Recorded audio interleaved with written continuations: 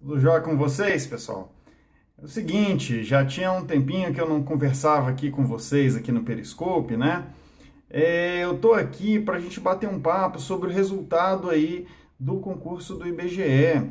E independente de você ter feito ou não ter feito o IBGE, mas assim, tentar passar para você algumas coisas que a gente pode aprender, tá? Coisas que a gente pode aprender com esse resultado que nós vimos hoje. Tá? Eu fiz uma análise rápida ali do resultado de cada cidade para tentar mostrar para vocês, tentar passar aqui para vocês um pouquinho do que eu entendo que você precisa tirar de lição. O que eu entendo que você precisa tirar de lição desse resultado, tá? De como foram as notas aí no IBGE, tá? Então, para a gente começar, eu queria passar algumas informações aqui para vocês entenderem aí, mesmo quem não fez IBGE, entender aí mais ou menos como é que foi o concurso, como é que foram essas notas, e aí a gente então fazer aqui uma análise, tentar aprender alguma coisa com isso, né? A ideia é sempre essa, pegar a informação que nós temos e tentar aprender alguma coisa que vai nos ajudar aí na nossa trajetória como concurseiros, beleza? Então tá, vamos começar falando dos números, tá? Começar com os números. O que aconteceu? Esse concurso do IBGE, a prova valia 60 pontos, beleza? 60 pontos. Vale sim, viu, Mônica? Essa análise aqui vale para vocês do INSS também, vale para todos vocês, na verdade. Eu vou utilizar o exemplo do IBGE, que foi a prova, né, que o resultado foi divulgado. Mas eu tenho certeza que o que nós vamos conversar aqui vale para vários outros concursos aí. Renato, bacana demais, que bom, gabaritou a matemática financeira ontem na TCE de Santa Catarina, né? Legal demais, foi um curso muito legal de fazer. Alguns alunos já me procuraram dizendo que tiraram notas boas aí em matemática financeira. Legal demais que você está entre esses, né? É o seguinte, pessoal, vamos continuar a nossa conversa aqui, tá? Enquanto eu vou falando, ó, vamos sentando o dedo aí, vamos fazendo esses coraçõezinhos subir, beleza? Então tá bom. É o seguinte, como é que foi então essa prova do IBGE? Essa prova teve 60 pontos. Eram 60 questões, cada uma valia um ponto, 60 pontos, tá? Desses 60 pontos, o que aconteceu? Você concorria para uma cidade só. Você escolhia para que cidade que você ia concorrer e concorria para as vagas daquela cidade. Só que aí você tinha cidades que tinham uma vaga só e tinha cidades que tinham mais de 20 vagas, como Salvador, São Paulo, tá? Você tinha Rio de Janeiro, que tinha quase 20, eram 17 vagas, se eu não me engano.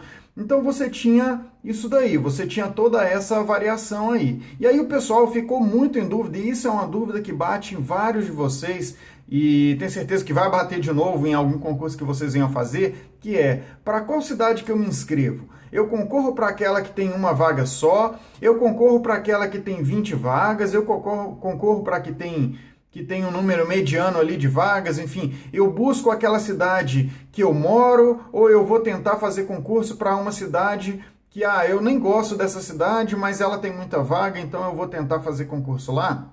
Né? Essa é uma dúvida que sempre bate. E aí eu quero mostrar os números para você, para que, quem sabe, isso te ajude a tomar decisões aí no futuro, beleza? Então, no concurso do IBGE, o que aconteceu? Se você olhar os resultados, você percebe o seguinte: as cidades que tinham maior número de vagas tiveram nota de corte mais elevada. Em regra, lógico que tem exceções, mas em regra, as cidades com mais vagas foi bem mais difícil de você entrar do que nas cidades com menos vagas, tá?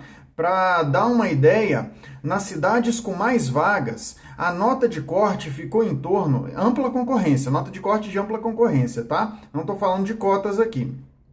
A nota de corte de ampla concorrência nas cidades com mais vagas, nas grandes capitais e por aí vai, foi em torno de 90%, tá? 90%, e que corresponde a 53, 54 pontos dentre os 60 disponíveis, tá? Então a nota de corte nas cidades com maior número de vagas foi mais alta. Nas cidades com menos vagas, a nota de corte já foi mais baixa. Em média, ela ficou em torno ali de 80%. Salvador foi muito alta mesmo, a Manuela percebeu bem. Salvador foi muito alto, a nota de corte de Salvador foi acima de 90, se eu não me engano. Talvez ali foi 56 pontos, né? Isso aí, a Manuela falou mesmo, 56 pontos. Ou seja, mais de 90%.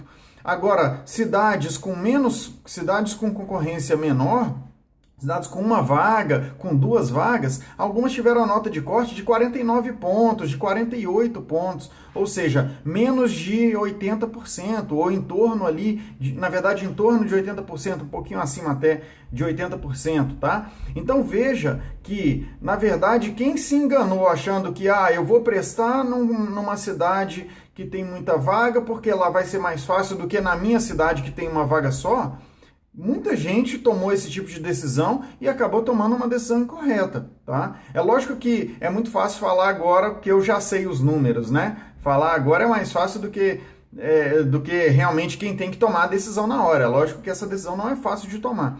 Mas observando os números, a gente vê isso. As cidades com menos vagas tiveram notas mais baixas, tá? Então, às vezes, você ficando na sua cidade seria melhor. Para você ter uma ideia, olha o que aconteceu. Você teve cidades, tá? Vamos imaginar quem mora em Belo Horizonte. Eu tenho certeza que tem alguém de Belo Horizonte me acompanhando aí, né? Se tiver, levanta a mão aí para a gente saber. Mas eu acho que tem sim gente de Belo Horizonte aí com a gente.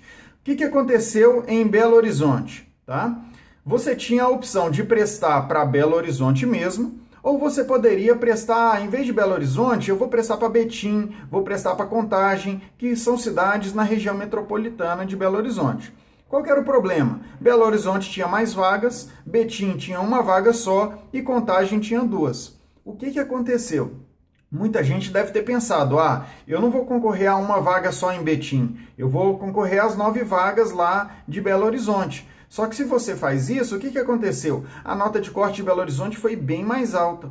A nota de corte de Belo Horizonte foi acima de 90%, foi 55 pontos. A nota de corte de Betim, que é na região metropolitana, só que tinha uma vaga só, a nota de corte de Betim foi 49 pontos, ou seja, 80% praticamente, 80% seria 48%, então praticamente 80%. Né? Então você vê que o fato de Betim ter uma vaga só, talvez você deveria ter pensado, olha, quer saber, eu vou arriscar, eu vou fazer de Betim em vez de fazer para Belo Horizonte, eu vou morar praticamente no mesmo lugar, eu estou aqui na região metropolitana e posso concorrer, posso ter uma nota menor lá, posso concorrer e ter uma nota menor. Quem fez 50, se você tivesse feito 50 pontos, em Belo Horizonte você estava fora, mas em Betim você estava em primeiro lugar. Então, vale muito a pena você começar a observar essas coisas, tá? Outro exemplo, tá? Curitiba. Curitiba e São José dos Pinhais. Para quem não conhece, São José dos Pinhais é uma cidade que é colada com Curitiba, né? Eu já tive o prazer de ir tanto em Curitiba como São José dos Pinhais. E o que acontece? Tanto que o aeroporto de Curitiba é em São José dos Pinhais. Quem concorreu para Curitiba, que tinha 11 vagas, teve que fazer mais de 54 pontos, ou seja, teve que fazer 90% ou mais. Quem concorreu para São José dos Pinhais, com em torno de 80%, já estava passando, 50 pontos já estava passando, entendeu? E isso aconteceu em várias, tá, pessoal? Aconteceu em várias e várias cidades mesmo. No INSS, eu acho que a lógica vai ser mais ou menos parecida, tá, Manuela? Eu acho que a lógica no INSS vai ser parecida. Você vai acabar tendo algo parecido, assim. Por quê? Porque você teve no INSS cidades com uma vaga só, gerências executivas, né? Com menos vagas, com mais vagas. E aí, muita gente que poderia ter prestado para a sua cidade mesmo, resolveu prestar para um lugar mais distante, né, da sua família, prestar para um lugar mais distante para concorrer a um número maior de vagas. Só que isso, infelizmente, muita gente tem essa mesma ideia, né? Se muita gente tem essa mesma ideia, o que acontece? Aumenta muito a concorrência nessas cidades que tem mais vagas. Então tem que ficar ligado nisso, tá? Você tem que começar a observar que não é só que o mero fato de a cidade ter um número de vagas maior não significa que vai ser mais fácil, tá? Pelo contrário, como nós vimos aqui, claramente a tendência é que seja mais difícil, é que a nota de corte seja mais alta nessas cidades que tem mais vagas. É lógico que isso também tem limites, né, pessoal? Isso tem limites. Para dar um exemplo, se você tem uma situação, acho que aconteceu num concurso do Banco Central, teve o concurso do Banco Central área 6, o último concurso, ele tinha 100 e tantas vagas para Brasília e 3 ou 4 ou 5 no máximo para São Paulo. aí já é mais complicado. Aí realmente concorrer para 105 vagas talvez seja mais fácil do que concorrer para 5, tá? Mas no que a gente tem observado, não é isso que acontece, tá? Na maioria desses concursos aí, é lógico que nós tivemos uma ou outra cidade com uma vaga só que a nota foi enorme, tá? Isso acontece. Por exemplo, se você tivesse dado azar de concorrer para Barbacena. Você resolveu, Barbacena não, Poços de Caldas, Minas Gerais. Você resolveu, eu vou concorrer para Poços de Caldas, tem uma vaga só, deve ter pouca gente para concorrer comigo lá. Aí você foi, fez a prova em Poços de Caldas. Sabe o que aconteceu? Em Poços de Caldas teve um cara, um nerdinho lá, alguém muito bem preparado, que fez lá 57 pontos, 57 dos 60, ou seja, fez 95%. Tá? Aí você deu azar de que, olha, eu tentei, só que teve um cara que fez 97%. E aí não tem muito o que fazer, né? Se o cara fez 96, 97%, aí é muito complicado. Então, você começa a ver que tem essas situações, você está sujeito a essas situações, né? Concurso com pouca vaga tem essas situações que precisam ser consideradas, tá? E aí, pessoal, vamos só, antes de responder perguntas, eu vi que vocês fizeram perguntas aí de uns outros aspectos, nós vamos tratar deles aqui. Eu só queria finalizar, então, essa primeira parte, dizendo, então, o que a gente tem que aprender disso daí? O que a gente tira de lição, então, desse concurso do IBGE, tá? O que a gente tira de lição?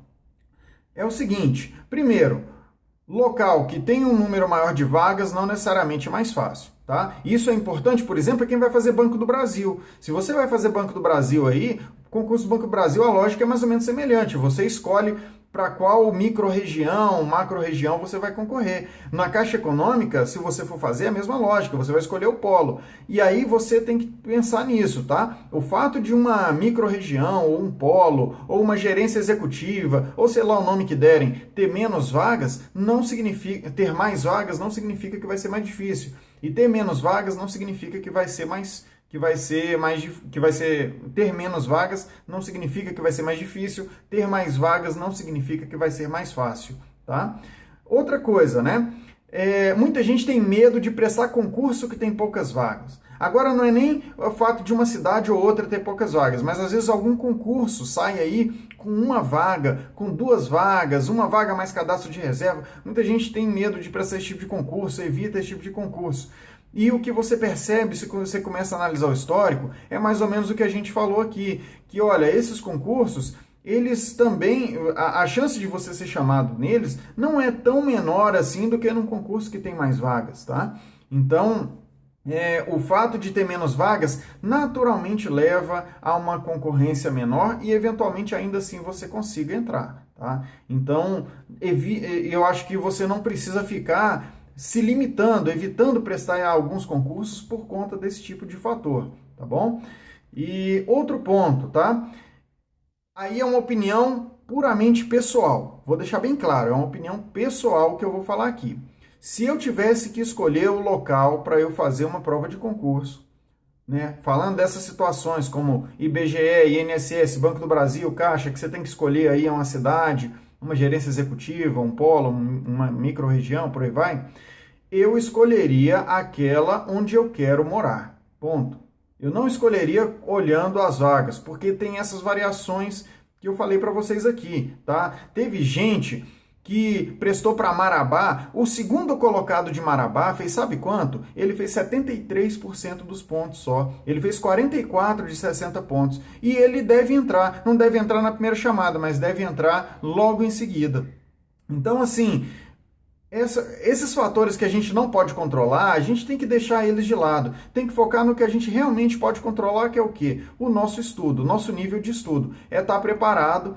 E é o que a Simone falou aqui, de que adianta você passar e depois não gostar da cidade, você ter que mudar para longe e aí você vai ter que arcar com uma série de custos que você não tinha, né, e começar a ter uma vida até mais chata, então tem que pensar nisso. E aí deixando uma opinião puramente pessoal, eu escolheria um local onde eu realmente quero morar, tá? Eu não iria fazer uma loucura de prestar num local muito distante, porque eu acho que lá vai ter pouca gente, ou vai ter pouca concorrência, ou ir para uma cidade grande, porque eu acho que lá vai ser mais fácil, porque tem mais vagas, tá? Não faria isso, eu prestaria realmente olhando onde eu realmente toparia trabalhar, morar e por aí vai, tá?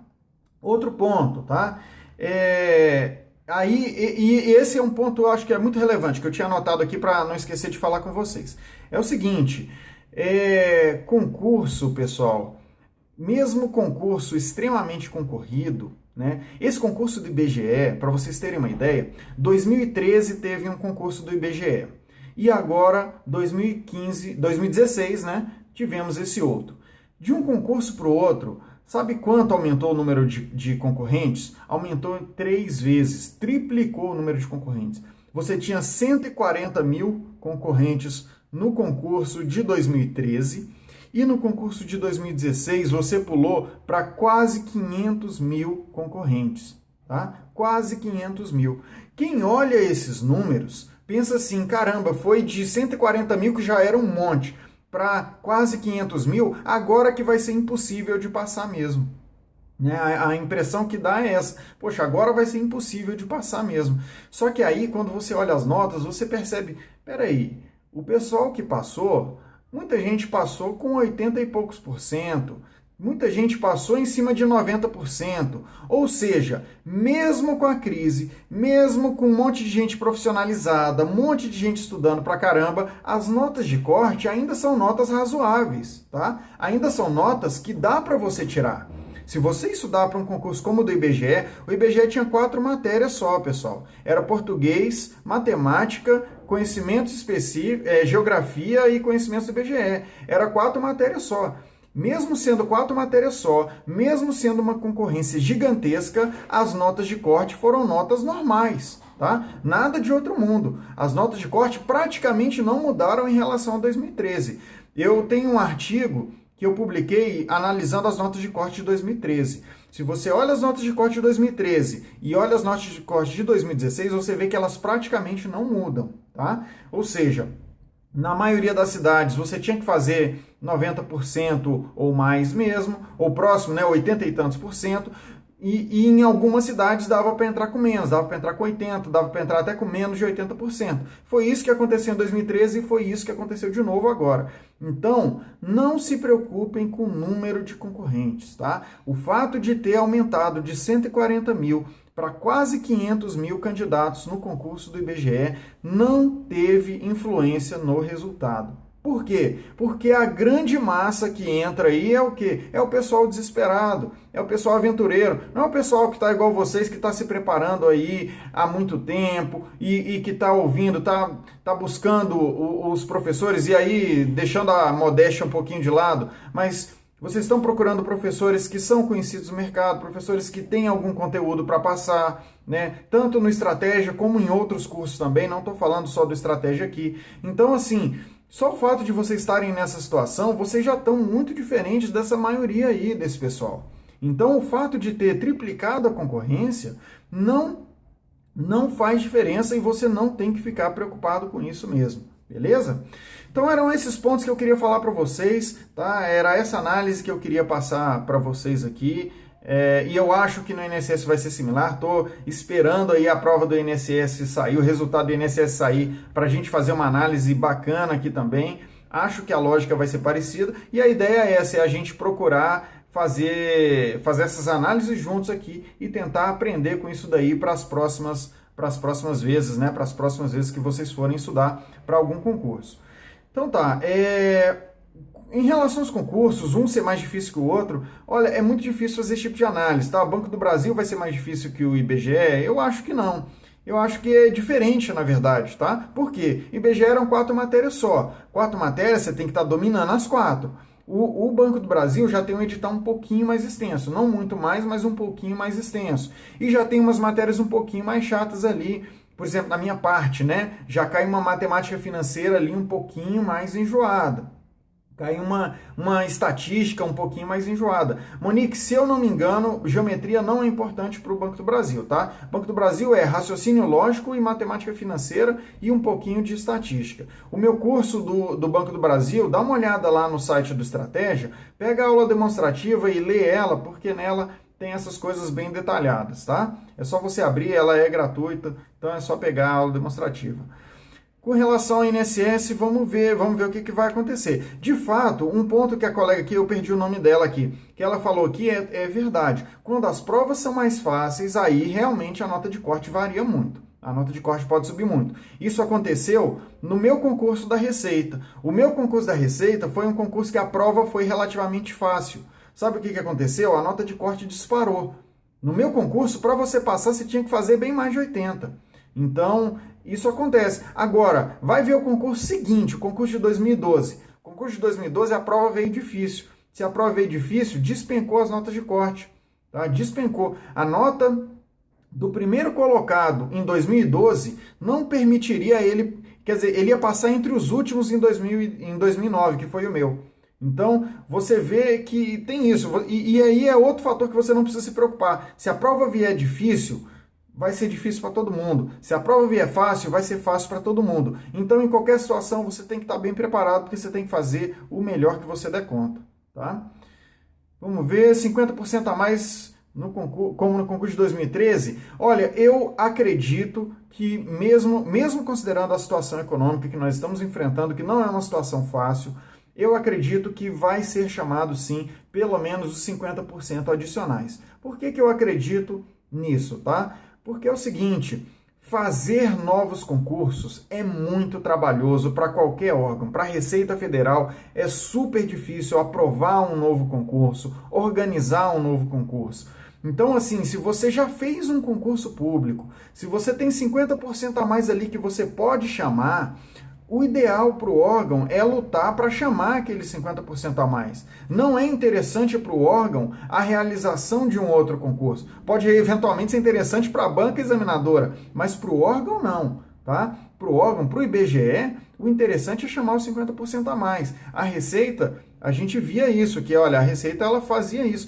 Sempre que possível, ela chamava, não só 50%, a Receita chamou 100% no último concurso. Tá? Porque eu não sei se vocês sabem como isso funciona, mas é basicamente o seguinte, você faz o concurso, 50% a mais podem ser chamados dependendo somente de uma autorização do Ministério do Planejamento, mas é possível chamar ainda mais do que isso, é possível chamar até 100% a mais, só que aí depende, se eu não me engano, de decreto presidencial, de autorização que vem de cima mesmo, ou da Casa Civil, ou presidencial, eu não sei detalhe certinho. No caso da Receita, foi isso que aconteceu. Você teve o concurso público, daí ia ser chamado 50% a mais. E, no caso, foi possível conseguir a sua autorização e chamaram 100% a mais. Então, dobrou o número de vagas, tá? O meu concurso da Receita foi o primeiro que teve excedentes. Eu entrei em 2010, na primeira turma, e aí logo em 2011 chamaram uma segunda turma com 50% a mais. E foi até legal porque eu pude voltar rapidamente para cá, para o Centro-Oeste, mais próximo de onde está minha família, né? Eu sou de Goiânia, para quem não sabe. Pessoal, então era isso que eu queria comentar com vocês aqui, tá? Queria passar essa visão aí, geral aí, essa análise aí de como foram as notas de corte, tá? Manuela, o concurso da FUNAI é um concurso muito interessante também, tá? É um concurso legal porque eu não acredito que tenha tanta gente assim estudando para o concurso da FUNAI há muito tempo. Então, quem começa a estudar hoje para o concurso da FUNAI vai conseguir chegar no dia da prova com chance de brigar pela prova, tá? É diferente se você pega, por exemplo, um concurso como um concurso mais tradicional, tipo o concurso da Receita. Se você olhar hoje, tem turmas e turmas aí de gente estudando para o concurso da Receita. O concurso da FUNAI, eu tendo a achar, posso estar enganado, mas eu tendo a achar que a maioria das pessoas deixa para estudar quando sai o edital. Então, acaba que você entra meio que na briga junto com todo mundo. O negócio é você pegar um material de qualidade, você pegar e trabalhar com planejamento, com disciplina, e você consegue sim uma boa nota, tá? Anvisa, já tem muita gente de olho. A Anvisa, está todo mundo falando aí do concurso da Anvisa, né? Tá todo mundo sabendo que está autorizado, já tem muita gente estudando. Então, é importante, quem ainda não começou a estudar e quer fazer a Anvisa, é começar logo, tá? Começar logo, porque a Anvisa tem muita gente falando dele por aí, beleza? Tá bom, vou ficando por aqui então, pessoal, para não alongar mais o nosso vídeo. Prometo voltar aí no Periscope, tá?